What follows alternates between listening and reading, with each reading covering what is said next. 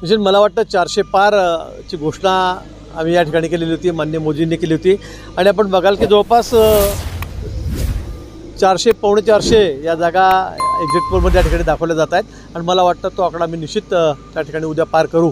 आपण महाराष्ट्राचं म्हणत आहेत पण वेगवेगळे एजन्सी वेगवेगळे आकडे दाखवत आहेत. उद्या आपण बघा निकाल आल्यावर आपल्याला आश्चर्य वाटेल असा आकडा आपल्या सगळ्यांच्या समोर त्या ठिकाणी येईल. महाराष्ट्रामध्ये सुद्धा महायुती कुठे कमी राहणार नाही. आम्ही सुद्धा 34-35चा आकडा या ठिकाणी निश्चित पार करू. मी म्हणणार नाही आता की 40 आणि 45 आम्ही पार करू, पण 35चा आकडा निश्चित आम्ही त्या ठिकाणी पार करू. मी आपल्याला पुन्हा सांगेल की अतिशय चांगला आकडा, सायझेबल आकडा आम्ही त्या ठिकाणी देऊ. आज तुम्ही काही 20 आणि 25 आणि 27 म्हणत असले तर असं होणार नाही. आम्ही 35च्या वर हा आकडा त्या ठिकाणी क्रॉस करू आणि उत्तर महाराष्ट्र हा महाराष्ट्रामध्ये 1 नंबरवर राहील. त्यांना म्हणा तुम्ही आमची चिंता करू नका, तुम्ही नेमके कोणत्या पक्षात आहात आणि ते सांगा, तुमचा पक्ष कोणता आहे आणि ते सांगा आणि मग बोला.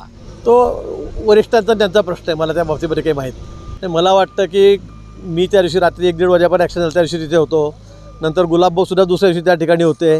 त्या दिवशी आम्ही तात्काळ तो जो आरोपी आहे त्याचं ब्लड सॅम्पल घ्यायला लावलं, तो मुंबईला जाताना रस्त्यात थांबवून. सगळं मला वाटतं व्यवस्थित नियमानुसार चाललेलं आहे. उगाच त्याच्यामध्ये राजकारण कोणी करू नये आणि उगाच त्यांनी राजकारण आणू नये मला असं वाटतं.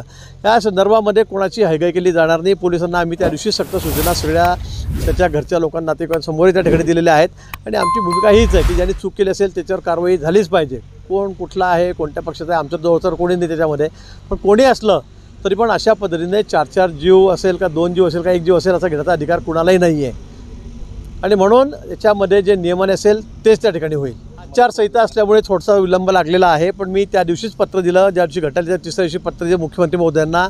मी आणि मुख्यमंत्री महोदय संभाजीनगरला असताना मी त्याच्याशी हा विषय केलेला आहे विमानामध्ये आणि 5-5 लाख रुपये मृतांना त्याच्या नातेवाईकांना देण्याचं माननीय मुख्यमंत्री महोदयांनी कबूलही केलेलं आहे.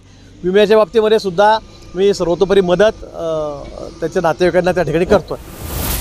गांधी तीर्थ, निसर्गाच्या सानिध्यात महात्मा गांधींच्या जीवनावरील जगातील पहिले मल्टीमीडिया म्युझियम. आजच भेट द्या. गांधी तीर्थ, जैन हिल्स, जळगाव.